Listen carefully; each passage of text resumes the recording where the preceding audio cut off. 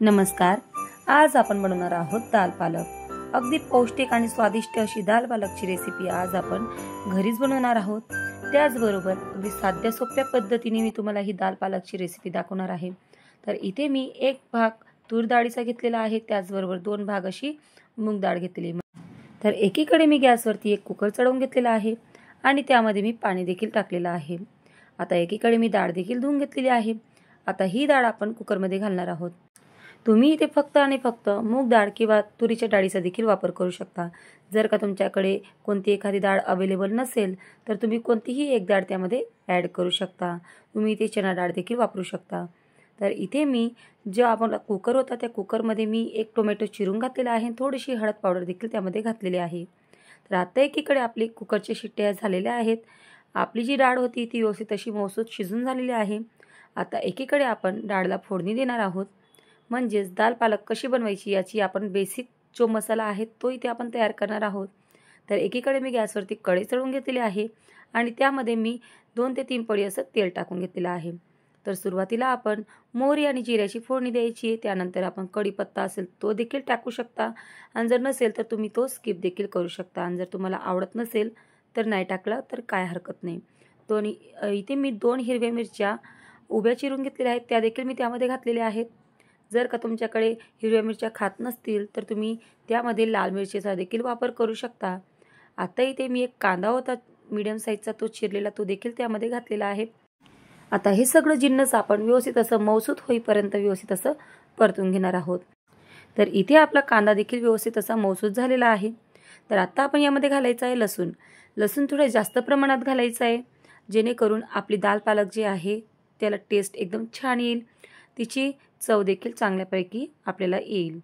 तर इथे आपण तो लसूण व्यवस्थित असा त्याचा कच्चापणा निघून जाईल असं आपण तो लसूण व्यवस्थित असा त्यामध्ये परतून घ्यायचा आहे.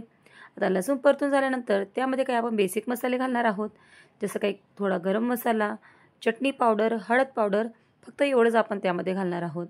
जर का तुमच्याकडे आमचूर पावडर तुम्ही घालत असणार तर तुम्ही ते देखील ॲड करू शकता, थोडंसं तुम्हाला आंबट वगैरे जास्त हवं असेल म्हणून. तर इथे मी टोमॅटो घालणार आहे, त्यामुळे आपल्याला काही त्याची गरज पडणार नाही आमचूर पावडरची. जर का तुम्हाला वाटतच असेल तर तुम्ही ते ॲड करू शकता. तर इथे आपला जो टोमॅटो आहे तो देखील मसाल्यामध्ये व्यवस्थित असा एकजीव असा परतून घ्यायचा आहे. तर इथे आपण आता घालणार आहोत मीठ. मीठ व्यवस्थित आपण चवीनुसार त्यामध्ये ॲड करायचं आहे आणि व्यवस्थित आपण हे मसाले देखील परत एकदा अजून असे परतून घ्यायचे आहेत. मसाले चांगल्यापैकी परतत आहेत तोपर्यंत आपण एकीकडे पालक ही पाण्यामध्ये भिजत घातलेली आहे, ती आता आपण यामध्ये चिरून घालणार आहोत. तर पालक तुम्ही डायरेक्ट जेव्हा डाळ शिजवतात तेव्हा देखील घालू शकता किंवा तुम्ही नंतरनी देखील अशी चिरून घालू शकता. जर का तुम्ही डायरेक्ट डाळमध्ये जर तुम्ही पालक घातली तर त्यातलं जे काही आपल्याला जे काही पोषण तत्व मिळणार आहे ते सगळं काही त्यामधलं निघून जातं. त्यापेक्षा तुम्ही पालक अशी कच्चीच थोडीशी शिजवून मगच तुम्हाला दाल पालकमध्ये घालायची आहे, जेणेकरून त्यामध्ये पालकच्या टेस्ट देखील उतरेल आणि आपली ही दाल पालक खायला देखील चविष्ट लागेल. तर इथे मी एकीकडे पालक जी आहे ती व्यवस्थित अशी बारीक चिरून घेत आहे. मस्तपैकी 2 ते 3 पाणी मी इथे स्वच्छ धुवून घेतलेली होती आणि पाणी निथळत ठेवलेली होती. तर आता ही पालक आपण इथे चिरून घेतलेली आहे.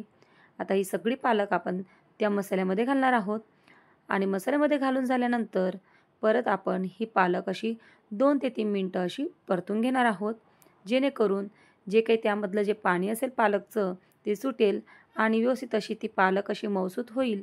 आणि त्यानंतर मग आपण त्यामध्ये जी शिजलेली डाळ आहे मग त्याची आपण यामध्ये फोडणी देणार आहोत.